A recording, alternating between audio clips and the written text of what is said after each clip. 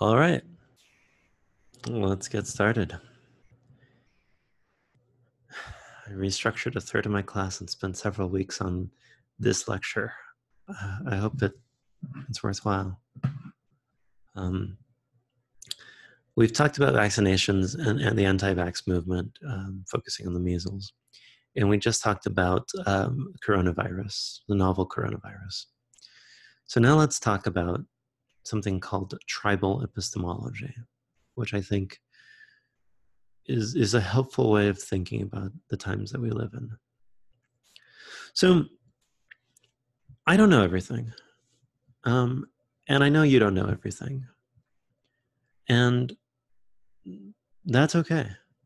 And we make decisions based on that, right? We still have to act in this world. So we have to make choices about what it is that we know and what it is that we care about.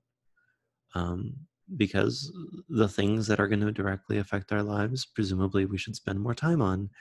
And those things that we can rationally ignore, we should rationally ignore. Rational ignorance is a situation in which an agent chooses to remain ignorant of an issue because the cost-benefit analysis doesn't favor it. So, for example, there is a fact of the matter about how many grains of sand there are on this planet, and probably somebody has estimated it.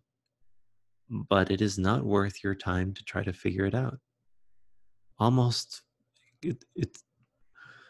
can't think of anything that would be more of a waste of time, except that sometimes you use it as a comparison of like the number of stars in the universe or whatnot. But grains of sand, that's a useless thing to know about, so it's rational to be ignorant of it.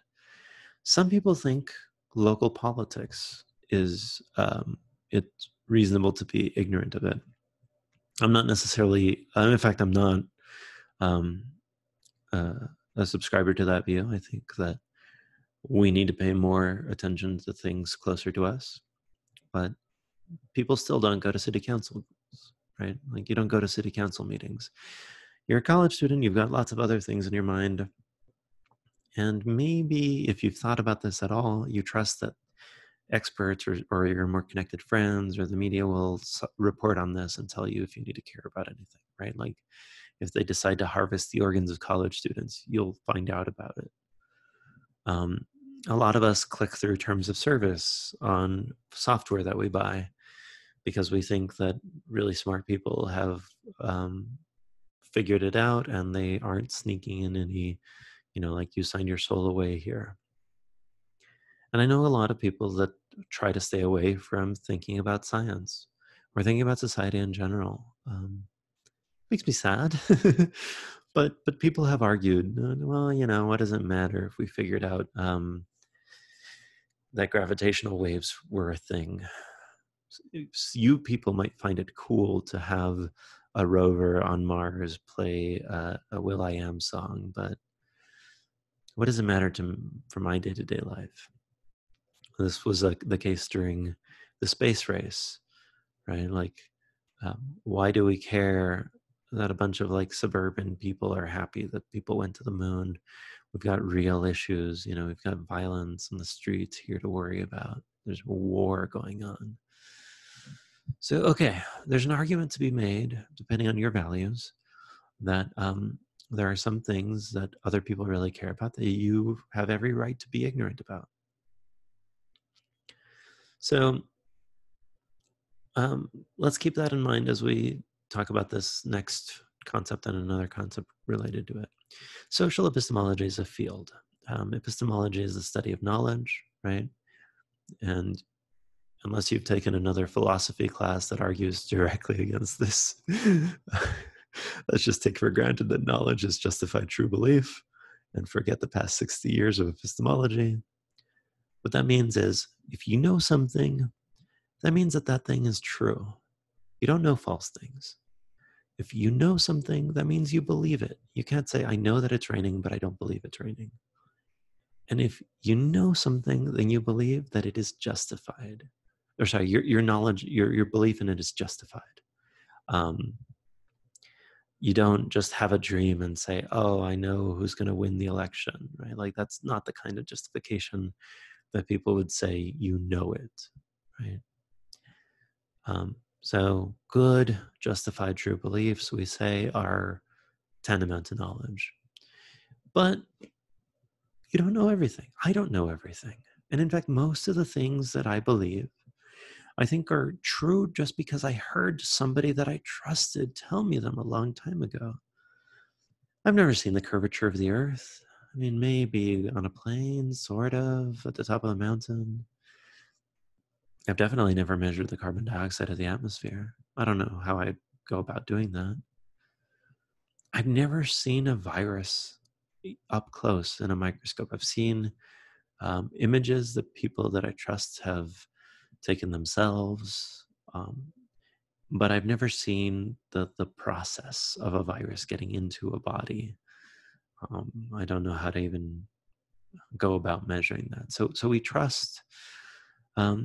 So yeah, most things that we think are the case, most things that we believe, most things that we're justified in believing, therefore most things that we know, we don't have access to the justification ourselves. We instead trust others. We rely on our community, people that we trust, and they are what justifies us believing the things that we believe. So it's okay to be ignorant about some things yourself, as long as you think that for everything that's important, somebody in your community is aware of them and would tell you about them, if they matter to you. Okay. Now, there's a view that I'm particularly fond of that I talk about in a lot of my classes. And I mentioned this when we were talking about the flat earth conspiracy theories. Everything that you believe, everything that 2 + 2 is 4, that you will die someday, that whatever, everything is something that you can adjust, that you could change your mind about. Now, some things, might require a lot more evidence for you to change your mind. If I tell you that my car is blue, but you saw it as green, you'll be like, oh, well, maybe I saw it in the wrong light. You just heard enough evidence to change your mind. You might need a lot more evidence to convince you that God is real or is not, that 2 + 2 is 5, whatever. But everything is adjustable, is the view of the web of belief. Every belief is a node on this web. And so what we take to be more central requires more evidence to adjust. One consequence of this is that we should probably be careful what we accept to be our core beliefs, because those are the ones that are hardest to shake when things get messy and difficult. Our core beliefs are the ones that we think we would need a lot more data than just me telling you that my car is blue. If I tell you my car is blue and life is meaningless, you'll be like, oh, I accept that your car is blue, even though I think I saw it as green, but I don't accept your crazy view of life. Or I tell you my car is blue and we should harvest your mother's organs for my recipe tonight. Again, you might not be convinced by me just saying that, right? It goes to something that you hold more dear than just a throwaway belief about the color of somebody else's car, namely that you care about your parents and you shouldn't harvest vital organs for food. Okay, we talked about social epistemology and about how you don't know everything. You trust other people to tell you things. But because every single belief is adjustable, if enough people tell you the right sorts of things, you might change your views. Tribal epistemology takes these and runs with it. So tribal epistemology is a view proposed by David Roberts at Vox, who has argued that one thing that's going on is we tend to, when we say what we believe, it turns out that the thing we care about the most isn't necessarily the accuracy of our beliefs. Instead, there's values going into every aspect of our decision-making, attention and belief formation process. So because of that, we have these knee-jerk responses that don't necessarily have to do with being clinical and approaching, trying to figure out reality, irrespective of who it benefits. The views of tribal epistemology rely on some things that have been well known from early behavioral economics days. Really, things that you could just think about and understand yourself. Humans are tribal. We form communities and we share facts, values, narratives, and goals. That is, if you feel like you don't have a community, you feel isolated. Your communities share so much about you. And, there's evidence that your very simple things, like how much you weigh, is more correlated with your friend group than with most other things, right? Like the things your friends think are fun, like going out jogging versus, having a pie eating contest, changes what you do and how you live. We relate to stories more than facts. We think like lawyers, not like scientists. So we hear stories, and the stories grip us more than a single disconnected fact could.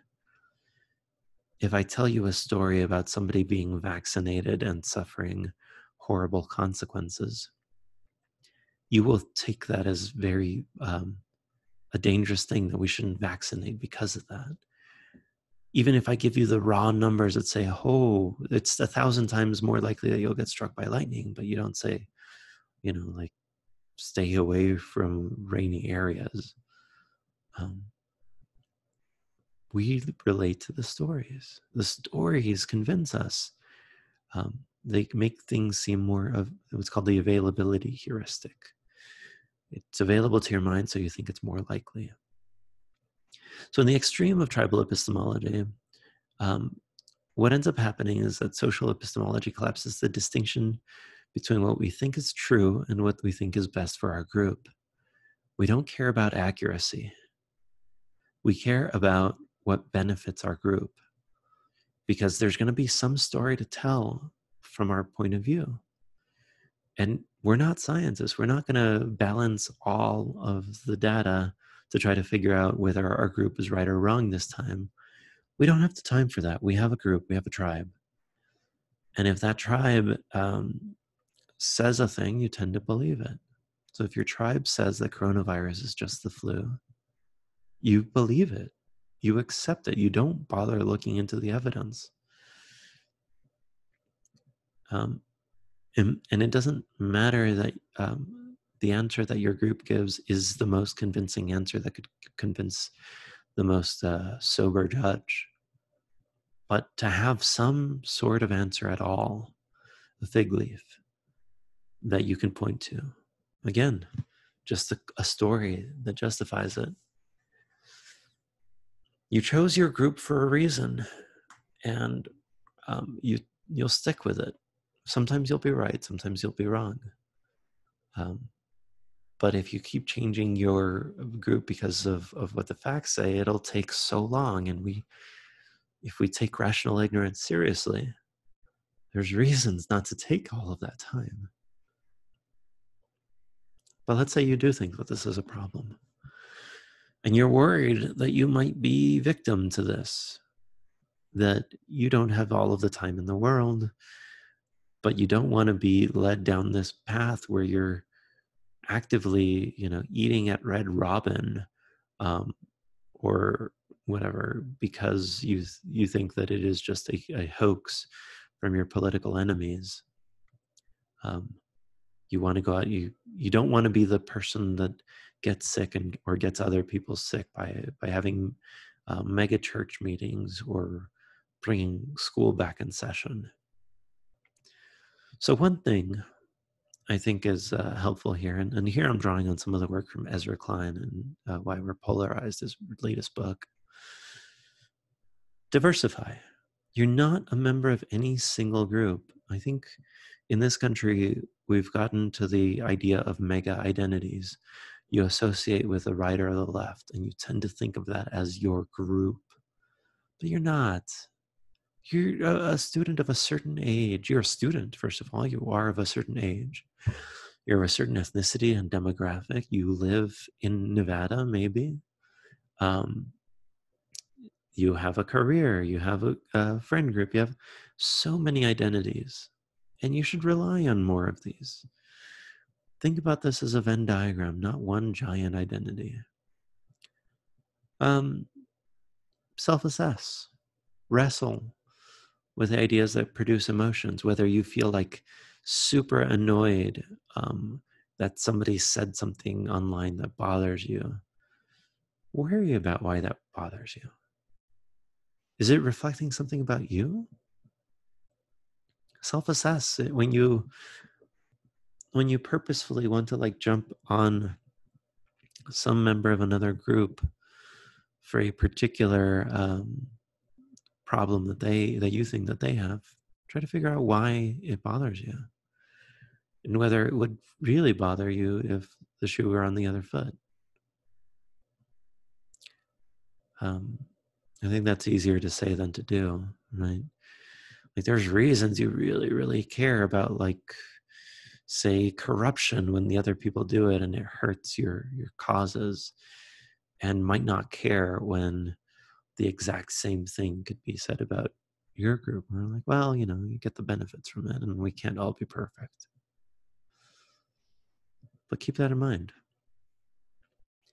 And this one, I've become really comfortable with this, but I find people find it very difficult to be comfortable with not knowing and be comfortable asking questions.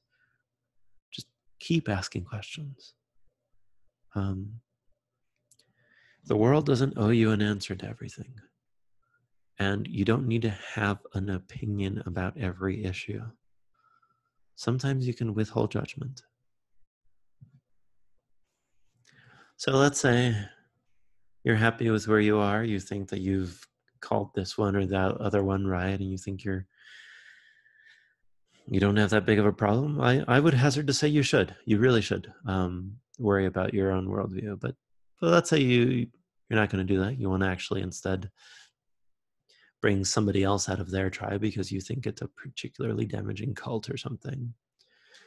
And actually, I got the idea of love bombing from cult conversion literature. One thing to point out is that people that are in these mega identities are also not members of single groups. You share lots of features with them, even if you disagree radically on some big topics. Love bombing. Seeming condescending or seeming like you're just trying to convert somebody, just trying to like show them why they're wrong, will make them recalcitrant. They'll make them double down on their views. So don't do that. Talk to everybody with open arms. Be a good person. Just be a good person, man. And lastly, just to ask open-ended, non-judgmental questions. Don't ask any question for which you know the answer. Ask big questions. Realize that you will never convince a person on the day that you have an argument with them. You will never win an argument on the day that you have it. You will never win an argument on the day you have it. That's not the point of arguing. The point is to understand somebody else's worldview and have them understand yours. And then you can share where you come to together. And maybe eventually you will agree to disagree on the things that are genuine differences of value. But things that are differences merely in tribal epistemology because you you accepted the consequences of what your tribe said, you've accepted the conclusions without having thought about them, maybe then you'll convince them on those issues. But it's hard to convince people when their values are fundamentally different. And that shouldn't be the goal. Convincing